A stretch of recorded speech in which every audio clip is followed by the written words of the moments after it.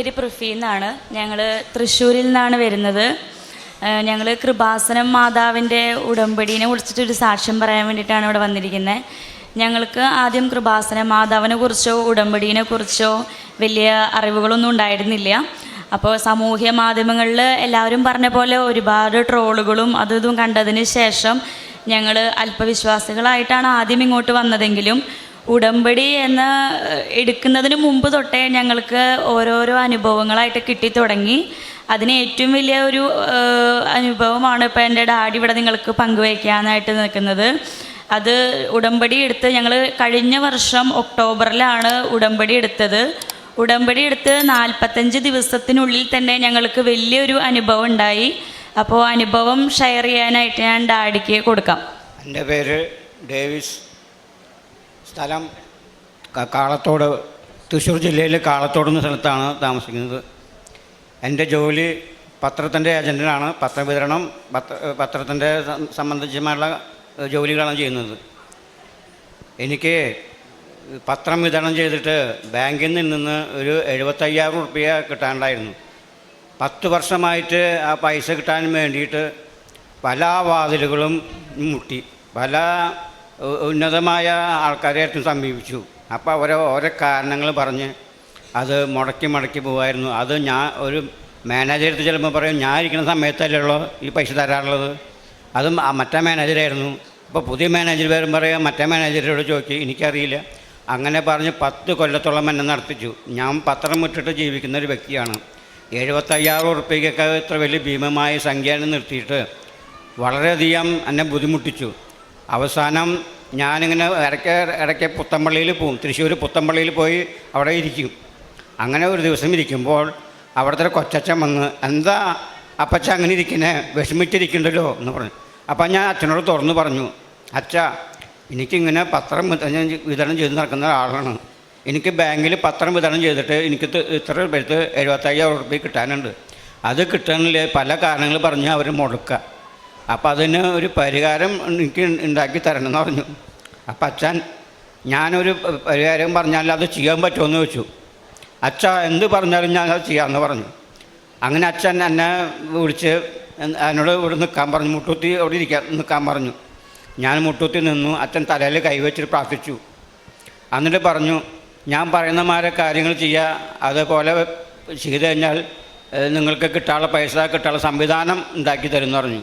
അങ്ങനെ അച്ഛൻ പ്രാർത്ഥിച്ചു. അച്ഛൻ പറഞ്ഞു, നിങ്ങൾ കൃപാസനത്തിൽ പോവുക, അവിടെ പോയിട്ട് പ്രാർത്ഥിക്കുക, ഉടമ്പടി എടുക്കുക, അതിന് ഫലം നിങ്ങൾക്ക് ഉണ്ടാവുമെന്ന് പറഞ്ഞു. അങ്ങനെ ഞാൻ എൻ്റെ 3 മക്കളോടും എനിക്ക് 3 പെൺകുട്ടികളാണ് ഉള്ളത്. 3 പെൺകുട്ടികളും വിവാഹം കഴിഞ്ഞു. അവരെ 3 പേരും വിളിച്ച് പറഞ്ഞു, എനിക്കിങ്ങനെ അച്ഛൻ ഇങ്ങനെ പറഞ്ഞിട്ടുണ്ട്, പൈസ കിട്ടാനുള്ള സംവിധാനം, അച്ഛൻ കൃപാസനത്തിലേക്ക് പോയി മുട്ടിപ്പാരി പ്രാർത്ഥിക്കുക, അതിന് ഉടമ്പടി എടുക്കാമെന്ന് പറഞ്ഞു. അങ്ങനെ ഞങ്ങൾ ഇവിടെ വന്നു. ഒക്ടോബറിൽ ഇവിടെ വന്ന് ഞാൻ ഉടമ്പടി എടുക്കാൻ പോയപ്പോൾ അവിടുത്തെ മാനേജർ പറഞ്ഞു, എനിക്ക് ഉടമ്പടി തരാൻ പറ്റില്ല എന്ന് പറഞ്ഞു. അപ്പം ഞാൻ പറഞ്ഞു, എന്താ വെച്ചാൽ അങ്ങനെ പറയണമെന്ന് പറഞ്ഞു. അപ്പം എന്നോട് ചോദിച്ചു, എത്ര വയസ്സായെന്ന് ചോദിച്ചു. ഞാൻ പറഞ്ഞു, 70 വയസ്സ് കഴിഞ്ഞു. അയ്യോ ചേട്ടാ, 65 വയസ്സ് കഴിഞ്ഞവർക്ക് ഉടമ്പടി കൊടുക്കാൻ പാടില്ല, അവരൊക്കെ രോഗത്തിനും ഇതിനൊക്കെ അടിമേറ്റ് ചെയ്തുള്ള ആൾക്കാരാണ്. അപ്പോൾ അവർക്ക് ഈ ഉപവാസം എടുക്കലും മരുന്ന് കഴിക്കലൊക്കെ ആകുമ്പോൾ അത് രോഗത്തിന് അത് കൂടുതൽ ബുദ്ധിമുട്ടാവും, അതിന് പേരില്ല തരാത്തതെന്ന് വെച്ചു. അപ്പം ഞാൻ വിഷമിച്ചു. ഞങ്ങളെ 3 കുടുംബം അവിടെ നിന്ന് ഇത്ര കണ്ട വഴി വന്നിട്ട് അതിന് പലല്ലാണ്ടായി പോയില്ലോ മാതാവേ എന്ന് പ്രാർത്ഥിച്ചപ്പോൾ അച്ഛൻ വിളിച്ചു, മാനേജറെ തിരിച്ചു വിളിച്ചു. അപ്പച്ചൻ അങ്ങോട്ട് വായോ എന്ന് പറഞ്ഞു. അപ്പച്ചൻ്റെ കൂടെ ആരൊക്കെ വന്നിട്ടില്ലെന്ന് ചോദിച്ചു. അപ്പം ഞാൻ എൻ്റെ 3 മക്കളും കൂടിയുണ്ടെന്ന് പറഞ്ഞു. അന്ന് അപ്പച്ചന് വേണ്ടിയിട്ട് 3 മക്കൾ ഉടമ്പടി എടുത്താമെന്ന് പറഞ്ഞു. അങ്ങനെ ഞാൻ മക്കളോട് ഞാൻ പറഞ്ഞു. അപ്പം മക്കൾ പറഞ്ഞു, ഞങ്ങളെടുക്കാം, അപ്പന് വേണ്ടിയിട്ട് ഞങ്ങൾ ഉടമ്പടി എടുക്കാൻ തയ്യാറാന്ന് പറഞ്ഞു. അങ്ങനെ ഉടമ്പടി എടുത്ത് പുലർച്ചയ്ക്ക് 4 മണിക്ക് ഞാൻ പത്രത്തിന് 3:30 എണിക്കും. 4 മണിക്ക് എണിച്ച് ഞാൻ മാതാവിൻ്റെ പ്രാർത്ഥന ചെല്ലും. വൈകിട്ട് സന്ധ്യപ്രാർത്ഥനയ്ക്ക് ശേഷം മാതാവിൻ്റെ പ്രാർത്ഥന ചെല്ലും. മെഴുതിരി കത്തിച്ച് 2 നേരം മുട്ടിപ്പായിൽ പ്രാർത്ഥിക്കും. 45-ാം ദിവസം എനിക്കതിൻ്റെ ഫലം ഉണ്ടായി. ഞാനൊരു 2 മണിയാവും എൻ്റെ ജോലി കഴിഞ്ഞ് പത്രത്തിൻ്റെ വിതരണം ചെയ്ത് ദിവസം കിട്ടുന്ന ചിലവരെന്ന് ദിവസം കാശ് പിരിക്കണം, അതൊക്കെ പിരിച്ച് 2 മണിയാകുമ്പോഴാണ് ഞാൻ വീട്ടിലെത്താം. അങ്ങനെ ഞാൻ വീട്ടിലെത്തി കഴിഞ്ഞാൽ കുളിച്ച് ഭക്ഷണം കഴിച്ച് ലേശം നേരം 5 മിനിറ്റ് തന്നെ വിശ്രമിക്കും. അങ്ങനെ ഞാൻ 2:30-ക്ക് കിടന്നു. 2:30-ക്ക് കിടന്നിട്ട് ലേശം കഴിഞ്ഞപ്പോൾ കണ്ണടച്ചിന് ഇരുന്നപ്പോൾ ഒരു അമ്മാമ്മ എന്നെ വന്ന് മോനെ എഴുന്നേൽക്ക്, ഉറങ്ങല്ലേ എനിക്കാൻ പറഞ്ഞു. ഒരു മുണ്ടും ചട്ടയും എടുത്തിട്ടുള്ള വെളുത്തിട്ടുള്ളൊരു അമ്മ, ശുഭവസ്ത്രം ധരിച്ചിട്ടുള്ള ഒരു അമ്മ വന്നിട്ട് എന്നെ തട്ടി വിളിച്ചു, മോനെ എഴുന്നേൽക്ക്. ഞാൻ കണ്ണു തുറന്ന് നോക്കി, ആരും കാണാനില്ല, ഒരാളുമില്ല. അപ്പോൾ എന്താണെന്ന് വെച്ചു. പിന്നെ നോക്കിയപ്പോൾ പറഞ്ഞു, പിന്നെ രണ്ടാമത് ഞാൻ കിടന്നു. അപ്പോൾ മോനെ എഴുന്നേൽക്ക്, ഇന്ന സ്ഥലത്ത് പോയിട്ട് കേരള സദസ്സിൽ ഡിസംബർ 5-ാം തീയതി കേരള സദസ്സിൽ പോയിട്ട് ഒരു പരാതി കൊടുക്കുക, അതിന് ഫലം ഉണ്ടാവും എന്ന് പറയലും ആൾ പോലും കഴിഞ്ഞു. പിന്നെ അമ്മാമ്മനെ കണ്ടില്ല. ഞാൻ അവിടുന്ന് 15 ദിവസം കഴിഞ്ഞപ്പോൾ എനിക്ക് SP ഓഫീസിൽ നിന്ന് വിളി വന്നു. ഇങ്ങനെ ഡേവിസ് എന്ന് പറയുന്ന ആളാണോ, അത് ഇങ്ങനൊരു പരാതി കൊടുത്തിട്ടുണ്ടോ കേരള സദസ്സിൽ? നിങ്ങൾ ആ പരാതി ഇവിടെ സ്വീകരിച്ചിട്ടുണ്ട്, നിങ്ങൾക്ക് എന്നെങ്ങോട്ട് വരാൻ പറ്റാമെന്ന് ചോദിച്ചു. അപ്പോൾ ഞാൻ സാറ് വിളിച്ച് എപ്പോൾ വേണമെങ്കിലും വരാമെന്ന് പറഞ്ഞു. ഞങ്ങൾ ചെന്നു. ചെന്നപ്പോൾ ബാങ്ക് മാനേജറിനെ വിളിച്ച് വരുത്തിണ്ടായിരുന്നു. ഞാൻ എന്നോട് ചോദിച്ചു എന്തെങ്കിലും പൈസയുടെ കാര്യം. അപ്പം പൈസയുടെ കാര്യം ഇങ്ങോട്ട് കിട്ടാനുണ്ട്. 4 മാനേജർമാർ മാറി വന്നിട്ട് ഞാൻ ചോദിക്കുമ്പോൾ അവർ ഓരോ മുട്ടുന്യായങ്ങൾ പറഞ്ഞ് എന്നെ മടക്കണം ചെയ്യാമെന്ന് പറഞ്ഞു. അപ്പോൾ SP ടൗൺ SIക്ക് ഫോർവേഡ് ചെയ്തു. ഇവരെ കാര്യങ്ങൾ പരിഹരിക്കാൻ വേണ്ടിയിട്ട് അവർ വിട്ടു. അങ്ങനെ SI മാനേജറിനെ വിളിച്ച് കുറേ ഷൗട്ട് ചെയ്തു, കുറേ കാര്യങ്ങൾ പറഞ്ഞു. നിങ്ങൾ 40 കൊല്ലം 30 കൊല്ലം പഴക്കമുള്ള കാശ് നിങ്ങൾ കിട്ടാനുള്ള കാശ് ജപ്തി ചെയ്ത് കിടക്കുന്നുണ്ടല്ലോ, ഈ പാവത്തിൻ്റെ പത്രട്ട കാശ് നിങ്ങൾക്ക് കൊടുക്കാൻ എന്താ വിഷമം എന്നൊക്കെ പറഞ്ഞിട്ട് കുറേ ഷൗട്ട് ചെയ്തു മാനേജറിനെ. അപ്പോൾ മാനേജർ പറഞ്ഞു, എനിക്കൊരു മാസം അവധി തരണം, ഞാൻ എൻ്റെ തലപ്പത്തിരിക്കുന്ന ആൾക്കാരോട് ചോദിക്കട്ടെ എന്നിട്ട് പറയാമെന്ന് പറഞ്ഞു. അപ്പോൾ എന്നോട് SI ചോദിച്ചു, ഒരു മാസം അവധി ചോദിക്കണ്ടേ, എന്താ ചെയ്യേണ്ടത് ചേട്ടാ എന്ന് ചോദിച്ചു. ഞാൻ പറഞ്ഞു, സാറേ 5-10 കൊല്ലം ക്ഷമിച്ചതിന് മേലെയാണ് ഒരു മാസം, ഒരു മാസമല്ല 2 മാസം അവർക്ക് കൊടുത്തോ, എനിക്ക് വിരോധമില്ല. അങ്ങനെ പറഞ്ഞ് ഒരു മാസത്തെപ്പോൾ എനിക്ക് വിളി വന്നു ബാങ്കിൽ നിന്ന്, നിങ്ങളിവിടെ തന്നെ ബാങ്കിലേക്ക് വരണമെന്ന് പറഞ്ഞു. അപ്പോൾ എന്നോട് സ്റ്റേഷനിൽ നിന്ന് പറഞ്ഞിട്ടുണ്ടായിരുന്നു, ഒരു മാസത്തിൻ്റെ ഉള്ളിൽ അവർ തന്നില്ലെങ്കിൽ അത് ഞങ്ങളെ അറിയിക്കണമെന്ന് പറഞ്ഞിരുന്നു. അപ്പോൾ എൻ്റെ SI അങ്ങോട്ട് എന്നെ വിളിച്ചിട്ട് പറഞ്ഞു, ഇങ്ങനെ ബാങ്കിൽ നിന്ന് വല്ല വിളി വന്നു. പറഞ്ഞു, സാറേ എന്നെ വിളിച്ചിട്ടുണ്ട്, ബാങ്കിലേക്ക് ചെല്ലാൻ വേണ്ടി വിളിച്ചിട്ടുണ്ടെന്ന് പറഞ്ഞു. ഞാൻ ബാങ്കിലേക്ക് ചെന്നു. അപ്പോൾ പറഞ്ഞു, നിങ്ങളുടെ കാശ് പാസ്സായിട്ടുണ്ട്, 2 വട്ടമായിട്ട് ഞാൻ ചെക്ക് തരാം, അക്കൗണ്ടോട് തുടങ്ങാൻ പറഞ്ഞു. അങ്ങനെ എനിക്ക് ആ പൈസ കിട്ടി. അത് വലിയൊരു അനുഗ്രഹം. ഇത് പാവപ്പെട്ടവന് 75,000 റുപ്യ ഇന്നത്തെ കാലത്ത് വളരെ വിലപ്പെട്ട ഒരു സംഖ്യയാണ്. അത് എനിക്കത് ദൈവം സാധിച്ചു തന്നു. കോടി ദൈവത്തിന് നന്ദി പറയുകയാണ് ഞാൻ.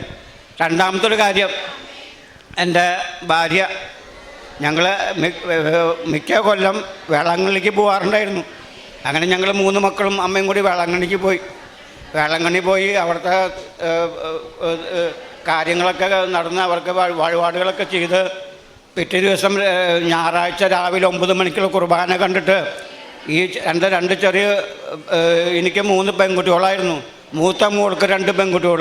അപ്പോൾ ഞാൻ പ്രാർത്ഥിച്ചു, മാതാവേ എനിക്ക് 3 പെൺകുട്ടികൾ, എൻ്റെ മൂത്ത മോൾക്ക് 2 പെൺകുട്ടികൾ, ഇനിയുണ്ടാവുന്ന മക്കൾക്ക് ആൺകുട്ടീനെ കൊടുക്കണേ എന്ന് പറഞ്ഞു. അങ്ങനെ മുട്ടിപ്പായ പ്രാർത്ഥിച്ചു. 2 പെൺകുട്ടികൾക്കും ആൺകുട്ടീനെ കൊടുത്തു. ആ 2 ആൺകുട്ടികളും കിട്ടി. ആ ആൺകുട്ടികൾക്ക് പുറത്തിരുത്തി വഴിപാട് നടത്താൻ, മുട്ടുകുത്തി കഴിഞ്ഞ് വഴിപാട് നടത്താൻ വഴിപാടുണ്ടായിരുന്നു. ആ വഴിപാടൊക്കെ കഴിഞ്ഞ് ഞങ്ങൾ കുർബാന കഴിഞ്ഞ് ഇറങ്ങുന്ന സമയത്ത് ഭാര്യ തളർന്നു വീണു, അറ്റാക്ക്. അവിടെ അപ്പം തന്നെ ക്ലിനിക്കിൽ കൊണ്ടുപോയി. അവർ പറഞ്ഞു, ഇവിടെ രക്ഷയില്ല, നിങ്ങൾ നാഗപട്ടണത്തിലേക്ക് കൊണ്ടുപോകാൻ പറഞ്ഞു. അങ്ങനെ ആംബുലൻസ് വിളിച്ച് നാഗപട്ടണത്തിലേക്ക് പോയി 1 മണിക്കൂർ നേരം അവിടെ അവരിട്ട് മരുന്ന് ചികിത്സയിലൊക്കെ ചെയ്തു. എന്നിട്ട് രക്ഷയില്ല. അവർ പറഞ്ഞു, ഇവിടെ കൊണ്ട് രക്ഷയില്ല, ആൾക്ക് വിദഗ്ധ ചികിത്സ കിട്ടണം, അതിന് വേണ്ട സംവിധാനങ്ങൾ നിങ്ങൾ ചെയ്യോ, ഇവിടെ കൊണ്ട് രക്ഷയില്ല എന്ന് പറഞ്ഞു. അങ്ങനെ ഞങ്ങളെല്ലാവരും വിഷമിച്ച് കൂട്ടക്കരച്ചിലും പ്രാർത്ഥനയും അങ്ങനെയൊക്കെ ആയിരിക്കുന്ന സമയത്ത് ഡോക്ടർമാർ 3 ആംബുലൻസ് ഡ്രൈവർമാരെ വിളിച്ചു വരുത്തി. അപ്പോൾ 3 പേർക്കും പറഞ്ഞു. അപ്പോൾ ഡോക്ടർ പറഞ്ഞു, 6 മണിക്കൂറിൻ്റെ ഉള്ളിൽ ഇയാളെ വിദഗ്ധ ചികിത്സ കിട്ടാനുള്ള സ്ഥലത്ത് എത്തിക്കണം എന്ന് പറഞ്ഞു. ഈ 3 ആംബുലൻസ് ആരും വന്ന് പറഞ്ഞു, ഞങ്ങൾക്ക് കൊണ്ടുപോകാൻ പറ്റില്ല, ഇത് ഹെലികോപ്റ്ററല്ല, ഞങ്ങൾക്ക് പോകാനായിട്ട്, ഞങ്ങൾക്ക് ടെമ്പോയിൽ വേണ്ട പോകാനായിട്ട്. ഞങ്ങൾക്ക് ഇത്ര സമയത്ത് എത്താൻ പറ്റില്ല എന്ന് പറഞ്ഞു. അങ്ങനെ ഇത് പറഞ്ഞിരിക്കുന്ന സമയത്ത് ഒരു പയ്യൻ അത് മാതാവ് വന്ന് ഒരു പയ്യൻ്റെ രൂപത്തിൽ വന്നു. മാതാവ് അമ്മേനെ ഞാൻ കൊണ്ടുകൊള്ളാം, അമ്മേനെ ഞാൻ കൊണ്ടുകൊള്ളാം എന്ന് പറഞ്ഞാൽ ചക്കൻ ആ പയ്യൻ ഓടി വന്നു. നിങ്ങൾ ഭയപ്പെടേണ്ട, നിങ്ങൾ പേടിക്കില്ല, അമ്മേനെ ഞാൻ കൊണ്ടുകൊള്ളാം. അങ്ങനെ ആ പയ്യൻ വന്നു. ഒരു പോറലേൽക്കാതെ കണ്ട് പുലർച്ചെ 3 മണിക്ക് ഇവിടെ അശ്വിനി ഹോസ്പിറ്റലിൽ എത്തിച്ചു. 6 മണിക്കൂറിനുള്ളിൽ ഇവിടെ എത്തിച്ചു. അമ്മേൻ്റെ ഓപ്പറേഷൻ കഴിഞ്ഞു, അമ്മ സുഖപ്പെട്ടു. അത് രണ്ടാമത്തെ അത്ഭുതം, മാതാവിൻ്റെ രണ്ടാമത്തെ അത്ഭുതം. പിന്നെ ചെറിയ ചെറിയ അത്ഭുതങ്ങൾ എനിക്ക് വേറെ തന്നിട്ടുണ്ട്. അതെല്ലാം പറയുകയാണെങ്കിൽ കുറേ സമയമെടുക്കും. പക്ഷേ ഇങ്ങനെ വലിയ 2 അത്ഭുതങ്ങൾ തന്നെ ജീവിതത്തിൽ സംഭവിച്ചു. അപ്പോൾ ഡോക്ടർമാർ പറഞ്ഞത് ഇത് അത്ഭുതം സംഭവിച്ചിട്ടുള്ളതാണ്. ഒരു അറ്റാക്ക് വന്നു കഴിഞ്ഞാൽ 1/2 മണിക്കൂർ 1 മണിക്കൂറാണ് ആളുടെ ജീവിതം. അത് അതിനുള്ളിൽ വിദഗ്ധ ചികിത്സ കിട്ടണം. ഇത് 6 മണിക്കൂർ കഴിഞ്ഞിട്ടാണ് വിദഗ്ധ ചികിത്സ കിട്ടുന്നത്.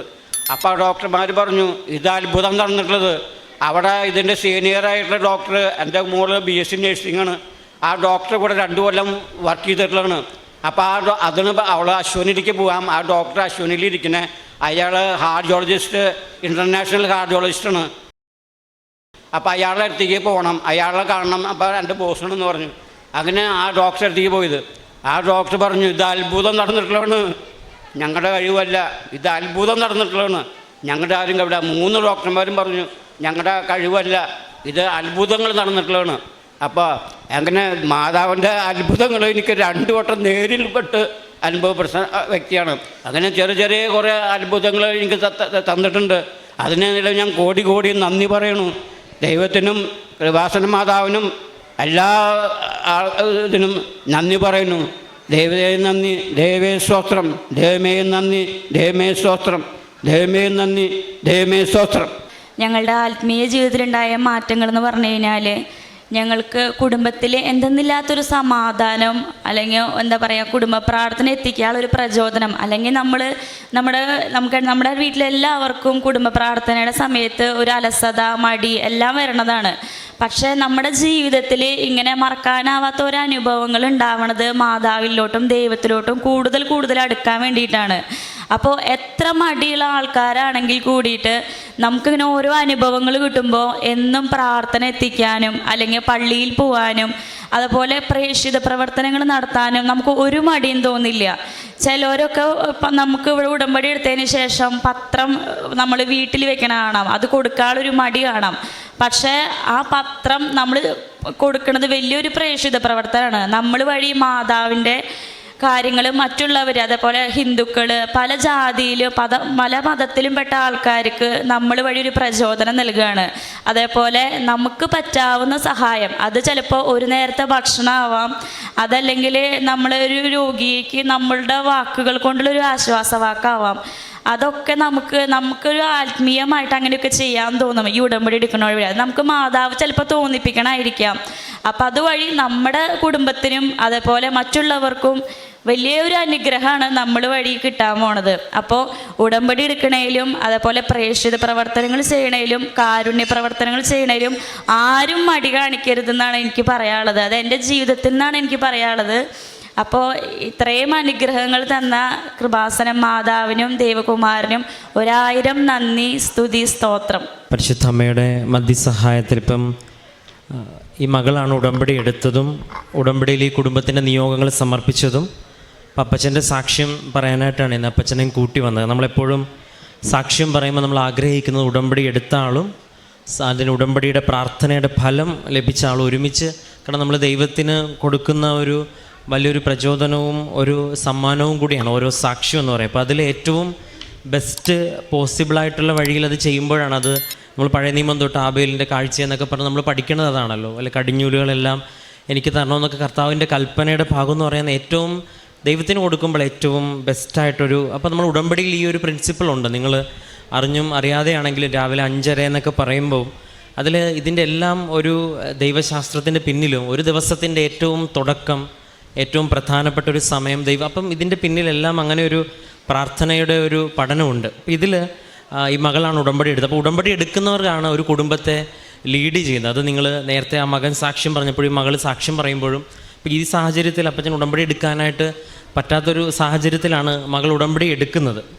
അപ്പം ഉടമ്പടി എന്തുകൊണ്ട്, അതായത് ഒരു 65 വയസ്സിന് മുകളിൽ ഉടമ്പടി എടുപ്പിക്കാത്തതിൻ്റെ പ്രധാനപ്പെട്ട ഇതെന്ന് പറയുന്നത് അപ്പച്ചനെ പറഞ്ഞു. കാര്യം ഇതിലെ നിബന്ധനകളൊക്കെ കുറച്ച് ഗൗരവമായിട്ട് ചെയ്യാനായിട്ടുള്ളതാണ്. അപ്പം ബാക്കിയുള്ളൊരു പ്രാർത്ഥനകളൊക്കെ ചൊല്ലാനായിട്ട് കാര്യങ്ങളൊക്കെ ചെയ്യുമ്പോഴും ഉടമ്പടി അച്ഛൻ എപ്പോഴും ഓർമ്മപ്പെടുത്തണം, അത് ചെയ്യുന്ന പ്രാർത്ഥനയാണ്, നമ്മൾ ഒരു പ്രാർത്ഥിച്ച് പോകേണ്ട ഒന്നല്ല.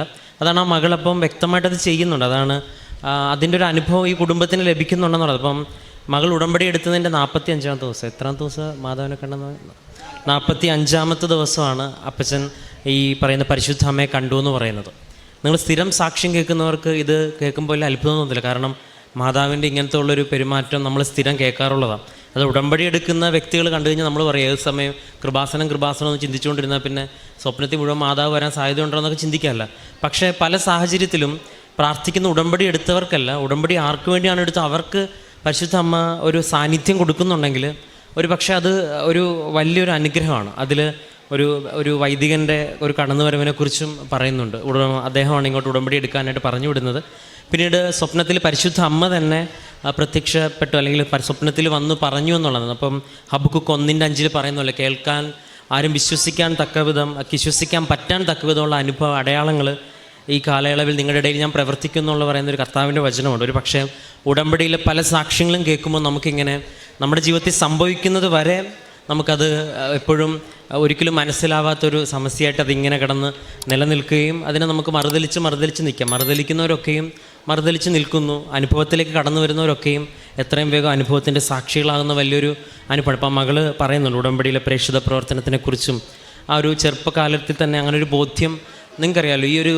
ഈ ഒരു ഉടമ്പടി ആലയത്തിൽ ഏറ്റവും മനോഹരമായിട്ടുള്ള ദൈവാനുഭവം സാക്ഷ്യങ്ങൾ പലതും തുടങ്ങിയിരിക്കുന്നതും ഇപ്പോഴും തുടങ്ങുന്നതും അതിപ്പോൾ ആരൊക്കെയോ പ്രേക്ഷിത പ്രവർത്തനത്തിൻ്റെ ഫലമായിട്ട് കൊടുത്ത ഒരു പത്രം, അല്ലെങ്കിൽ മാറ്റിവെച്ച പത്രം, അല്ലെങ്കിൽ എവിടെയെങ്കിലും വെച്ച് മറന്ന പത്രം എന്ന് പറഞ്ഞാൽ, അപ്പം നമ്മൾ എത്രയൊക്കെ തള്ളിപ്പറഞ്ഞാലും എന്ത് പറഞ്ഞാലും പരിശുദ്ധ അമ്മ അതിനോടൊപ്പം കൂടെ നിൽക്കുന്നുണ്ട് എന്നുള്ളതിന് ഒരുപാട് അടയാളങ്ങളിൽ ഒന്ന്, മാതാവ് ഒരു കരം പോലെ അത് നിങ്ങൾ സാക്ഷ്യങ്ങൾ പരിശോധിക്കുമ്പോൾ നിങ്ങളുടെ ഒരു വൊക്കേഷൻ സ്റ്റോറിയിലെ ഫസ്റ്റ് സ്റ്റേറ്റ്മെൻറ്റിൽ അവർ പറയും, ഞാൻ അവിടെ നിന്നപ്പോൾ ഒരാൾ പത്രം തന്നു, അതിൽ ഞാനെടുത്ത് മാറ്റിയിട്ടു, പക്ഷേ പിന്നീട് അതെടുത്ത് ഞാൻ നോക്കി നോക്കിയപ്പോൾ എനിക്ക് തോന്നി ഇതിലിങ്ങോട്ട് വരാമെന്ന്. അപ്പോൾ ഒരു ഇൻവിറ്റേഷൻ പോലെ, അപ്പോൾ അച്ഛൻ എപ്പോഴും പറയും ഒരു പേഴ്സണൽ ഇൻവിറ്റേഷൻ പോലെ നേരിട്ടുകൊണ്ട് കിട്ടും. ചിലരത് സ്നേഹത്തോടെ സ്വീകരിക്കും. അതിലൊന്നും നമ്മൾ വിഷമിക്കേണ്ട കാര്യം ഇല്ല എന്നുള്ളത് വളരെ സത്യമാണ്. കാരണം കർത്താവ് നേരിട്ട് വന്നിട്ട് വചനം പറഞ്ഞ് അത്ഭുതം നടത്തിയിട്ട് പോലും വിശ്വസിച്ചിട്ടില്ല ആൾക്കാർ. അപ്പം നമ്മൾ നേരിട്ട് വന്ന് നമ്മുടെ അടയാളം പറഞ്ഞാൽ വിശ്വസിക്കാത്തൊരു സമൂഹം ഉണ്ടെന്നതിൽ അത്ഭുതപ്പെടേണ്ട കാര്യമില്ല. കാരണം ഒരു വിശ്വാസം ഒരു ഗിഫ്റ്റാണ്,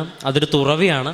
ഒരാളെങ്കിൽ ഒരാൾ മനസ്സ് തുറന്നു കഴിഞ്ഞാൽ അത് ദൈവം ആ മകനെ സ്വന്തമാക്കും. ഇപ്പോൾ ഈ മകൾ പറഞ്ഞ പോലെ ഞാനാണ് ഉടമ്പടി എടുത്തതെങ്കിൽ നമ്മളിലൂടെ ആരൊക്കെയോ കർത്താവ് ലക്ഷ്യം വെക്കുന്നുണ്ട്. അതിലൊന്ന് ആ മകളുടെ ഉടമ്പടി, ഒന്ന് അപ്പച്ചൻ്റെ കാര്യമായിരുന്നു. പിന്നെ കഴിഞ്ഞൊരു സാക്ഷ്യത്തിൽ ഈ മകൾ വേറെ ഏതേ കാര്യങ്ങൾ റെഫർ ചെയ്യുന്നുണ്ട്. അപ്പോൾ കർത്താവ് ലക്ഷ്യം വെക്കുന്ന ഈ പദ്ധതിയോട് ചേർന്ന് നിൽക്കുക, ദൈവം വെളിപ്പെടുത്തി തരും എന്നുള്ളത് ഈ സാക്ഷ്യത്തിൽ നിന്നും വ്യക്തമാണ്. ഈ ഉടമ്പടി എടുത്ത് ആത്മാർത്ഥമായിട്ട് നിൽക്കുന്നവർക്കൊക്കെയും ഈ അനുഭവം ലഭിക്കുക തന്നെ ചെയ്യുമെന്നുള്ളത് വളരെ സത്യമായിട്ടുള്ളൊരു കാര്യമാണ്. അതിന് ഈ ഒരു സാക്ഷ്യം നമ്മളെ സഹായിക്കട്ടെ. ഉടമ്പടിയിലെ പ്രേക്ഷിത കാരുണ്യ പ്രവർത്തനങ്ങളൊക്കെയും ചെയ്യുമ്പം ദൈവം നമ്മുടെ യാത്രയെ എപ്പോഴെങ്കിലും സ്ഥിരീകരിച്ച് തരുമെന്നുള്ളത് വളരെ സത്യമായ കാര്യമാണ്. ഇപ്പം ഈ മകൾ അവസാനം അത് തന്നെ, ഈ മകൾ തന്നെ എൻ്റെ കൺക്ലൂഷനും പറഞ്ഞു, നമ്മുടെ ഈ കുടുംബത്തിൽ ഇങ്ങനെ അടയാളങ്ങളും അനുഗ്രഹങ്ങളും കിട്ടുമ്പോൾ പിന്നെ ഞങ്ങൾ എങ്ങനെയാണ് വിശ്വസിക്കാതിരിക്കുന്നതെന്ന് ചോദിച്ചില്ല. അപ്പം ആ അനുഭവം അടയാളം ഒരാളുടെ ജീവിതത്തിൽ കടന്നു വരണമെങ്കിൽ ഒരാളുടെ പ്രാർത്ഥന മാത്രം പോരാ എന്നുള്ളതും, ആ പ്രാർത്ഥനയോടൊപ്പം പ്രവർത്തനങ്ങൾ വേണം എന്നുള്ളതും, ആ പ്രവർത്തനത്തിൽ ഏറ്റവും പ്രധാനപ്പെട്ടത് മറ്റുള്ളവരെ ക്രിസ്തുവിനെ അറിയിക്കുകയാണ് എന്നുള്ളതും കർത്താവ് തന്നെ വ്യക്തമാക്കി പറഞ്ഞിട്ടുള്ളൊരു സത്യമാണ്. അതാണ് ഉടമ്പടിയിലെ ഏറ്റവും പ്രധാനപ്പെട്ട അത്ഭുതത്തിൻ്റെ ഒരു ന്യൂക്ലിയസ് എന്ന് പറഞ്ഞപ്പോൾ ഈ ഒരു സാക്ഷ്യം ഉടമ്പടി എടുത്ത് നമുക്ക് ഒരു പ്രചോദനമായിട്ട് ഇനിയും സാക്ഷ്യം പറയാനായിട്ട് ഈ മകളുടെ അനുഭവങ്ങൾ ഇനിയും ദൈവാനുഭവങ്ങൾ ഉണ്ടാകട്ടെ എന്ന് പ്രാർത്ഥിക്കുന്നു. ഒപ്പം ഉടമ്പടി എടുത്ത എല്ലാവരും പരിശുദ്ധ അമ്മയുടെ ഈ പ്രത്യക്ഷീകരണത്തിൻ്റെ വലിയ സാന്നിധ്യത്തിൻ്റെ കൂടെ നിൽക്കുന്ന അനുഭവം ഉണ്ടാവട്ടെ എന്ന് പ്രാർത്ഥിക്കുന്നു. നമുക്ക് കരങ്ങളടിച്ച് ദൈവത്തിൻ്റെ നാമം മഹത്വപ്പെടുത്താം.